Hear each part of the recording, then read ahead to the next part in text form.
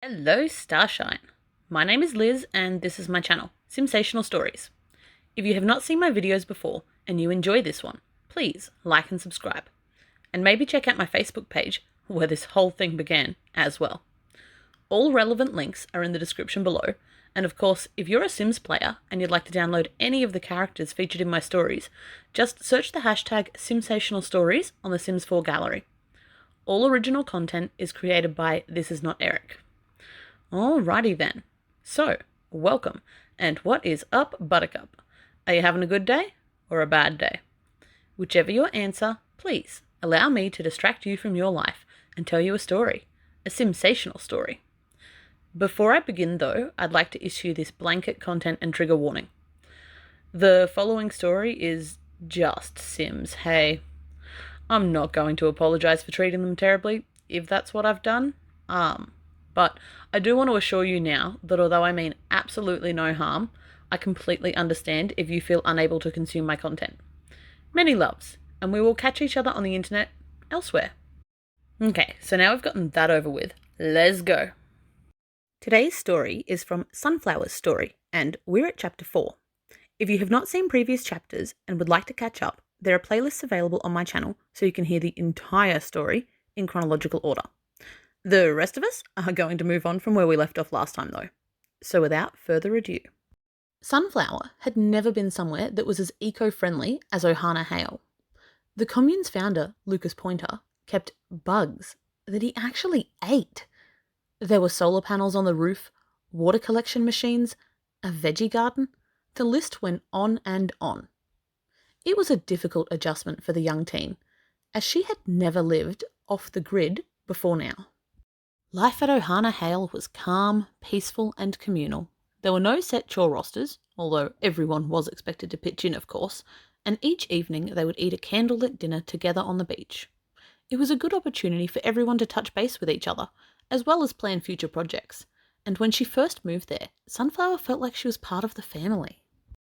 Each tent had its own campfire for personal cooking or small gatherings, but more often than not, after dinner was finished, everyone would gather to spend even more time together around the large bonfire their tents surrounded, before eventually retiring one by one to their own individual tents to sleep.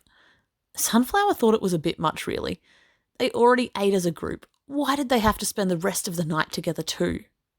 Communal life was sweet, but ultimately very boring for Sunflower's tastes. After a few weeks, she couldn't stand it anymore. She just had to get out of the house. Tent? And have some fun. Sulani didn't have much nightlife compared to San Mishono, but at least it had a bar. Sunflower started to go there after everyone else had gone to sleep. Nobody was specifically charged with her welfare, nor did they really expect her to go anywhere. So at first, the only person who knew about Sunflower's midnight escapades to the bar was Jaquan and Floria's young daughter Aliana, who was in the habit of getting up early before school to do her homework. She was often there when Sunflower came home from a night out. Mele Kahana Noi saw her out one night though, and was concerned. Sulani was a small place with a community almost as tight-knit as the one at Ohana Hale itself, and so she, and everyone else, knew that Sunflower was staying at Ohana Hale. Mele was concerned about the young girl being out so late by herself. Mele watched Sunflower for a while that night. It was obvious that the teenager was a regular at the bar, and was confident in her actions. She was probably in no real immediate danger, but she could be if she kept this sort of behaviour up. Who knew what could happen? Someone had to tell Ohana Hale what their newest member was up to. Of course, Mele Kahana Nui took it upon herself to be that someone. She was only trying to help, of course, but nobody could deny that she took some pleasure in being the one to turn Sunflower in. She was not exactly a fan of the commune in general, so having one up on them was a bit of fun for Mele. For Ohana Hale, the revelation that Sunflower had been going out partying presented a real problem. They had accepted her into their home, assuming she would behave herself gratefully. Instead, she was going off the rails and damaging their reputation in the islands. Lucas didn't know what to do. Floria didn't want to have her daughter Aliana around someone like that. But Nina defended Sunflower. She'd grown close to the wayward teenager and argued that they just needed to talk to her. Unfortunately, it was Floria, not Nina, who first confronted the teenager about her behaviour. Sunflower knew she was in trouble the moment she saw the motherly figure waiting patiently on the beach for her as she manoeuvred the commune's conservation canoe that she had borrowed to get to the bar back onto their beach. This was gonna suck. Floria tried to be cool. She had been young once, and not so very long ago too, and she knew what it was like. She didn't want to be a killjoy or anything, but Sunflower had to realize that what she was doing wasn't safe. Anything could happen to her out there. She hadn't even told anyone she was going out, so if something did go wrong, how would they know where to start looking? Sunflower did apologize at the time, but she wasn't very sincere. The next day, Sunflower also talked it all over with Nina. She hadn't meant to worry them, but was it really that big of a deal? She used to literally do the exact same thing when she lived on the streets of Simsational, which was supposedly a lot more dangerous than Sulani, and yet she was always totally fine there. It was like they'd forgotten where she came from or something.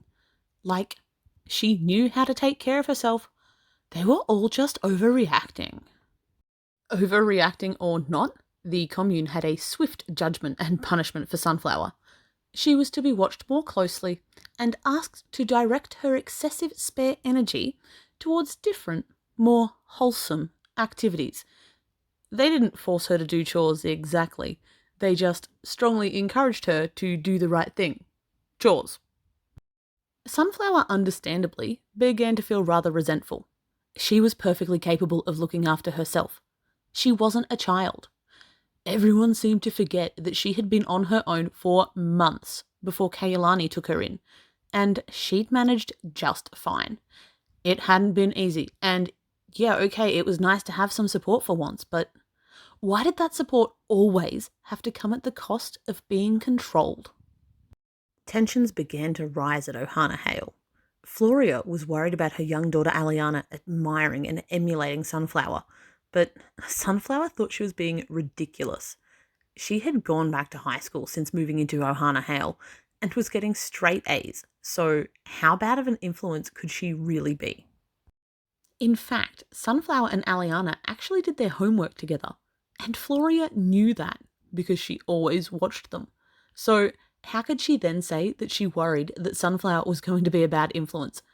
So the teen liked to go out sometimes and have some fun. That wasn't a crime. All Sunflower ever even did was go to the bar, have a couple of drinks, dance for a few hours, she just loved to dance, and come home again afterwards. She didn't even talk to anyone while she was there. But Floria and everyone else acted like it was such a big deal, and it wasn't. All this drama over nothing made Sunflower feel rather hopeless and trapped all over again, just like she used to feel at her parents' house. She'd really wanted this move to Sulani to be a fresh start for her, but it wasn't like that at all, was it? It was as if her life was on repeat and she couldn't break the cycle. And so, while at first Sunflower had seemed to fit in wonderfully at Ohana Hale, as time went on, it was becoming more and more obvious that there was a disconnect there. It wasn't that she didn't appreciate the place and the people. She did. She was so grateful to them all. But she really didn't care about the environment in Sulani like they all did. And living in a tent was starting to get old. Only, where else could she go? And that brings us to the end of Chapter 4 of Sunflower's story.